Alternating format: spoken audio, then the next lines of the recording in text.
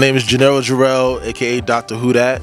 Also go by JJ Tron sometimes. I have many aliases. Still down with the group SBM, Shape of Broad Minds, with my man Jawad. I mentioned the Dr. Who Dat. That's what people also know me by, with the Beat Journey record that came out on Lex Records. Then the solo stuff, 3-piece puzzle. Willie Is, me and Cujo Goody from Goody Mob. And then now you got me and my man MF Doom, and that's JJ Doom.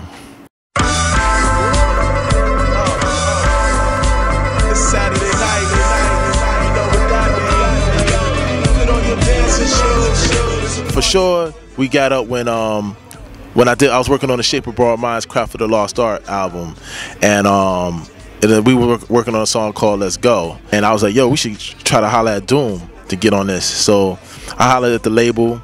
I know the label has a relationship with Doom through the Danger Doom thing. So yeah, they hit up Doom and send Doom all my stuff. And Doom loved it, so he was like, "Word, I'll get down with it." And then, I worked with John Robinson, which is another cat that Doom rocked with, and Count Bass D and Stacy Epps, which is on the Mad Villain record. So it was already like family style because they all were on the project. So that's what happened. That's how it started. Then we just kind of been cool ever since. And then I moved to LA, and I was next door neighbors with Dave Siddick from TV on the Radio. That's the reason why I moved to LA. He told me, like, yo, you need to come out here, let's work on some music.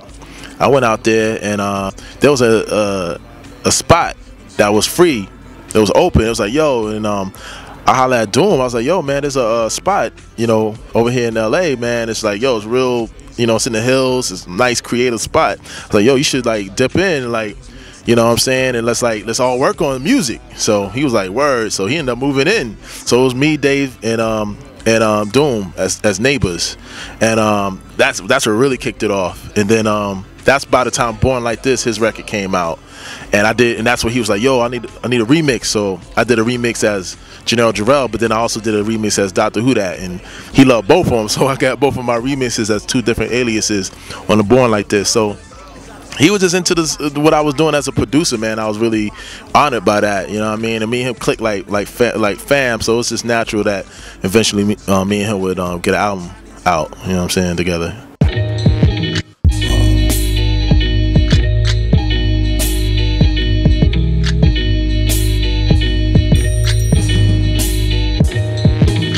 Catch a throat full from the fire vocal with ash and molten glass like I am Jneiro Jarel. The volcano out of Iceland, he'll conquer and destroy the rap world like the white man. Learned from a pro as a mentor, started with a bird nest and burnt it to a cinder. Gotta get the party kicking, plus your little charred body smelted like chicken. As the dollar continues to lose momentum, you need land for murdered Indians and represent them. Gold is up, urging all thugs, trading y'all chains for cash and splurging on drugs. When Doom was a resident, we would get up, but it's funny, it's not like we did a lot of music. Like, we would just get up and chop it up like homies, you know what I mean? Just talking about life. Like, the first time I tried to get him to record, we was sitting and, I was playing the track for him. He was feeling it. He just had his pad. He was writing, and he was like, just going through his thing. But I realized, like, we kept talking about stuff to the point where it was distracting. So I realized we kind of work better apart. You know what I'm saying? It's like, yo, you focus there, you get this, go do your thing. So we didn't get a lot of work done in LA. A lot of the work really got done when we was separate. You know what I mean? Which was in when he was in London and I was in New Orleans, believe it or not. So it's interesting. Yeah, so that's how that happened. Dudes doing fashion show, JJ Doom go pop, not so irrational. You see the cash pull, y'all know the MO. Bill been killing flow since back when it's a demo. We didn't really say we was gonna make an album. It was just kind of like, okay, yo, let me send you some beats. You choose what what you're feeling, and we just kind of do it like that. So I sent him like 4 beats at a time because I didn't want to overwhelm him. And the interesting thing is, the beats he chose weren't the beats I thought he would have chose. So it actually went in a direction where it went a little bit more not even, I don't want to say electronic, but it felt more like that, you know what I mean? And I think that's what he was shooting for, because maybe, I said, for instance, Banish. That track was meant for an interlude. I just wanted that track to come at the end of something, you know what I mean? Like just some wild beat, you know what I mean? Because I thought it was a really overwhelming track, to be honest with you. And I feel like, yo, let me just give him a little snippet of some crazy stuff, and we're going to something that people can digest. But yo, he was like, I want the whole song. He took my beat and made it longer than it was supposed to be. He made a whole long verse. I was like, yo, I'm supposed to, okay, how am I gonna work around this? So that's if you hear the beat change, that's how you realize, like, oh, you know, that's where I came in to kind of make it more interesting for me, because it wasn't supposed to be a long track. So that's where the other change came in, which sounds real, you know, kind of bugged out and everything. But yeah, so that's what I'm saying. Like, I didn't know that would be a song he would choose. I thought that would just be an interlude beat. So that's what I'm saying. So it really was a true collaboration, because if it was for me, that wouldn't have been on the album. But now that it's done, I actually glad it you know, it turned out that way. From watching Damon them, but not blaming them.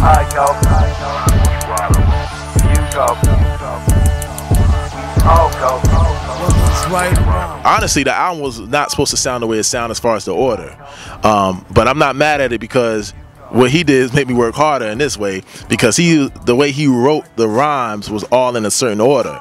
So it didn't matter what the beat sounded like. He was like, yo, this rap is this way because it's supposed to go into this next rap this way, and I was like, oh, but I was like, so the conflict was, but yo, at the same time, it's about how the music go into each other too. So that was my challenge, because I'm like, Governor wasn't supposed to be the first official track, you know what I mean? But it ended up working, because the way I did the interludes and the transitions and all that made everything cohesive. At first it was real abrupt to me, you know what I mean? But I worked it, and now I'm cool with it, you know what I mean? But that was the challenge of, you know, respecting his approach as a writer, and how things are supposed to go into each other as a story. And me being a producer that did the tracks already, didn't have to go back and make sure everything blend together, even though that wasn't that wasn't the arrangement I had in mind. So it was a challenge, but it worked out, you know what I mean? So. See what I'm saying? Look at the magnitude of this. Yeah, you still got a little bit of crack, but I'm trying to say, my God. You understand what I'm saying? For the most part, villain, and that's what I wanted him to do, because I love that too, you know what I mean? So I was like, yo, villain, just add some cool skits in there. So yeah, he did that skit. The part that me and him did together was Waterlaw, the intro, you know what I mean? Because that part, I actually have a videotape, I'm gonna release it soon. That was me playing at this place called New Orleans Music Box, and I was playing these off-the-wall instruments that was just random things like bike wheels, and, you know, truck tires, just crazy stuff you can make sounds out of. So that's why those sounds sound kind of crazy. And then the one guy I was sitting there playing this organ that had like these water pumps, and you saw the water bubbles going in, and that's why it sounds real watery. And the dude actually said, he was like, yeah, it's something that sounds like I made this organ, it sounds like water or something, he says. And I'm like, oh yeah? And, like, you hear our conversation. That was actually through a live recording. So I just sampled that, and that whole track was basically that crazy session I had. So those sounds, you know, from what I did, but I like how he added, you know, his 2 cents. Like it really made it ill, you know what I mean? So he's a beast with that.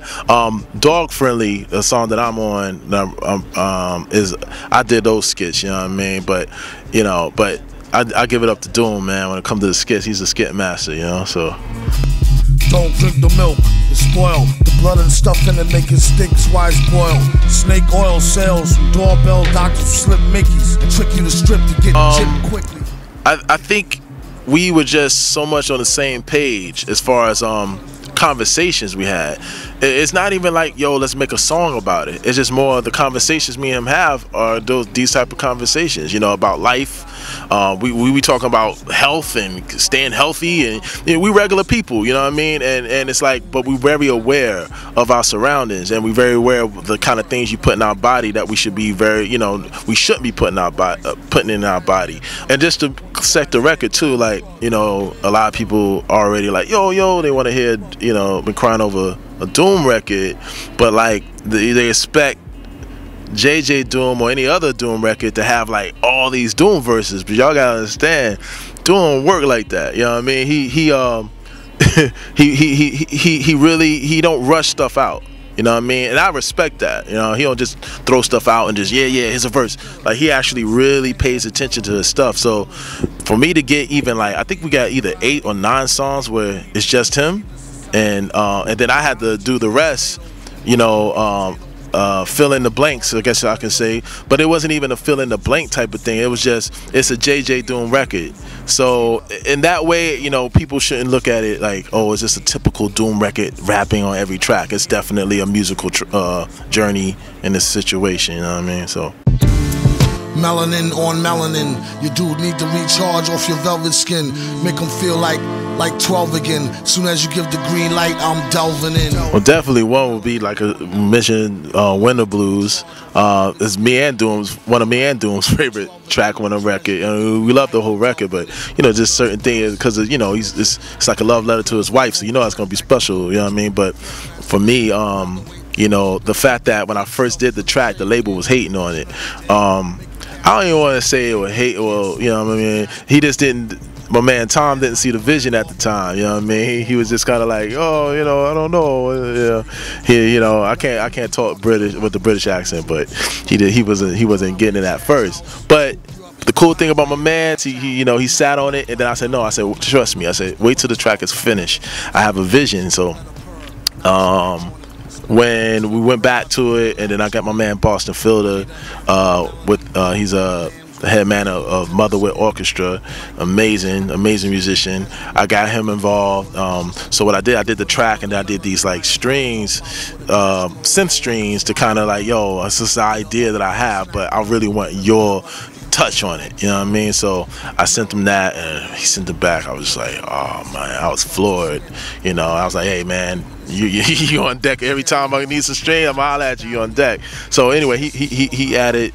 Him and his orchestra added some beautiful sounds, and I mean, the fact is, like, it was a track where I started almost being like, man, is it gonna be too over people's head? Because it's like, this is like a, first of all, is Nick and Doom writing the way it's like a love song. He never really wrote no love song before. It's like, oh, is this corny? I don't know. But then, like, when we did it, it was perfect. You know what I mean? It's one of my favorite tracks I ever produced.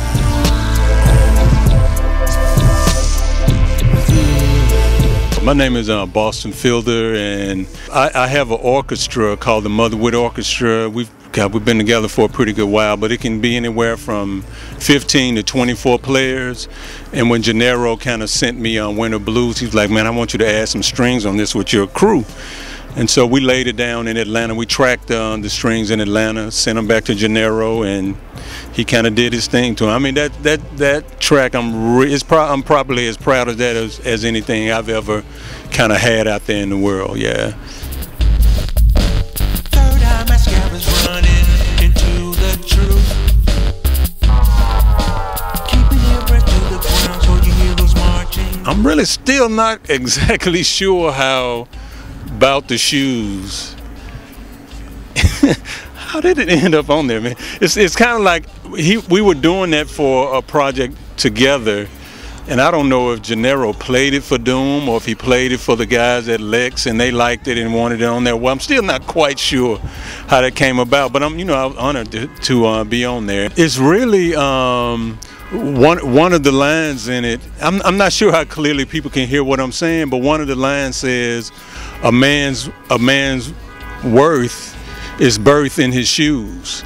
Like, one of the things that I grew up hearing was that usually when you meet somebody, especially a man, the first thing you check out is his eyes.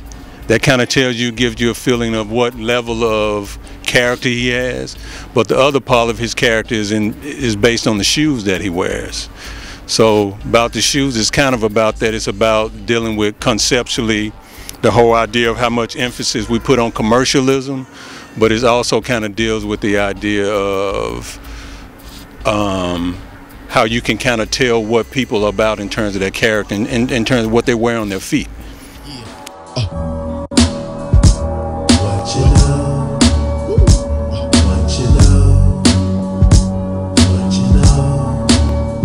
Definitely, like, you know what I mean, I always said, like, I was like, yo, I always bring that vintage futuristic, you know what I mean, where I always try to make sure I got that classic element that brought me into this in the first place, which is hip hop, you know what I mean, and incorporate it with like I like future sounds, you know what I mean. I like pushing levels. I like doing things that you don't expect from a hip hop artist. And it got to a point I didn't even know.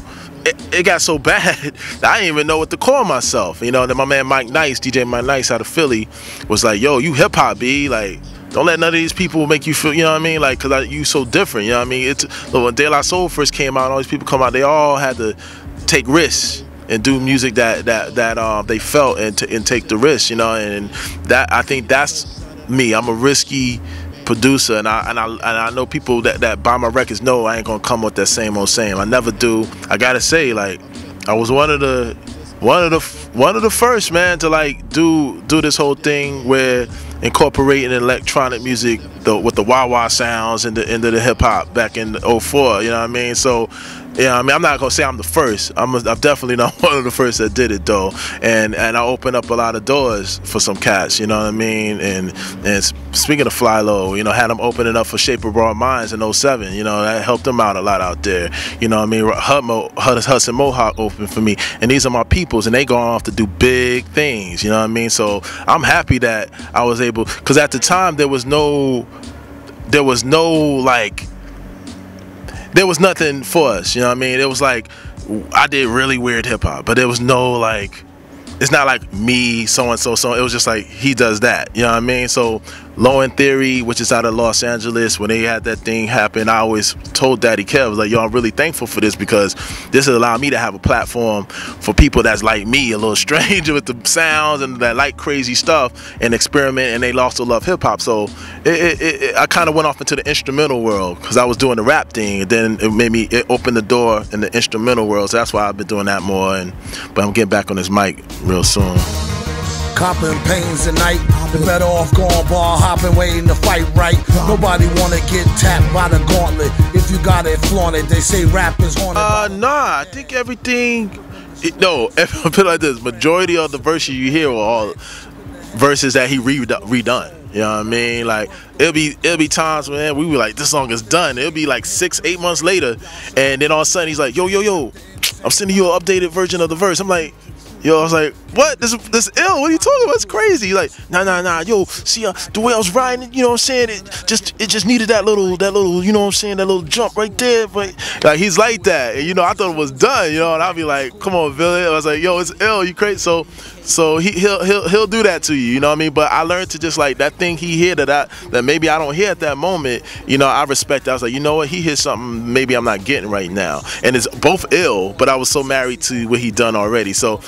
Just to make it clear, he's definitely done other alternative versions of most of those verses, but he's a perfectionist, you know. That's how he gets down, so I can respect that. Honest days work for honest days pay. Stay taking wages the anonymous way. Calmest, hey to the Amish selling. Promise me gold bond palm into swelling. Musically, I know that it's definitely a acquired taste for some people, you know. I get that, you know, like, but that's how, you know. Just take your time and really listen to what's going on. You know what I mean? We ain't just throw pieces of music together and just throw it out there like that. It's actually some heartfelt, you know, rhymes and production and all that. So it's just because it's different like that. Like don't get discouraged. Like, you know what I mean? Like, for the ones that don't get it on right away, I kind of tell people to treat it like when Mad Villain first came out. I remember when I first had that, and I was, you know, some people, I had a girl at the time, she loved hip hop, but she just thought that record sounded muddy. She's like, oh, all this stuff sounds too compressed and muddy, and da. She was like, wasn't into Madlib's production, but I was like, yo, this is ill. I was like, I understand what you mean, but that's like, I know his stuff, you know, from Quasimodo and Loop Pack and all the early stuff, so I was like, I understood what he done before the whole Mad Villain thing. So sometimes you got to go back and listen to the older stuff too to kind of appreciate what's going on now. So if you check my 3-piece puzzle, which is not the same type of record, you know, but you understand me as an artist. You know, if you listen to Beat Journey, Dr. Who Dat, you listen to Willie Is, you listen to Shape of Broad Minds. So I advise people that don't know what's going on to check those things out. You know what I mean? And Capital Peoples is another thing. Like, it's just a whole nother world that I do. So So that's what I suggest. Go listen to that stuff. You know what I mean? It might not be easy for someone that never listened to my music or never heard Doom. This is probably the first record. I know Victor Vaughn is kind of electronic going, you know what I mean? But this is definitely a new approach for Doom. He told me so. You know what I mean? So that's all I can tell you. You know what I mean?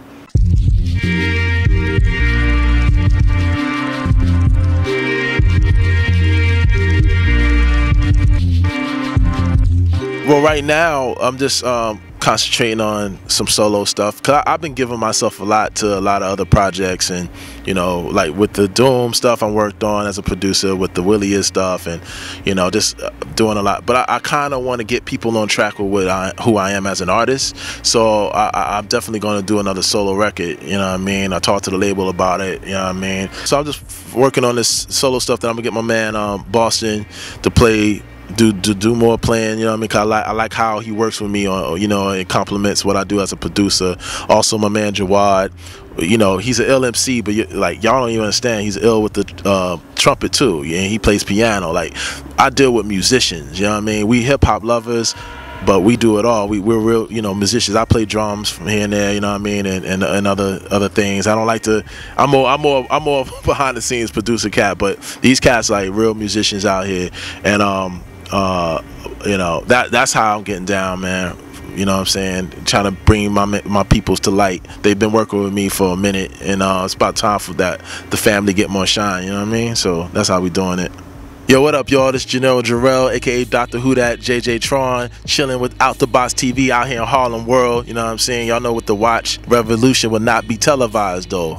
Bet, you know what I mean? Catch a throat full from the fire vocal with ash and molten glass like I am Jneiro Jarel. The volcano out of Iceland, he'll conquer and destroy the rap world like the white man. Learned from a pro as a mentor, started with a bird nest and burnt it to a cinder. Gotta get the party kicking, plus your little charred body smelted like chicken. As the dollar continues to lose momentum, you need land for murdered Indians to represent them. Gold is up, urging all thugs, trading y'all change for cash and splurging on drugs. A more secure investment, food and water, a couple of gallons for your cutest daughter. And thank him as a Yankee fellow Southerner. Don't forget the general rank, Hello, Governor. Hello, Governor.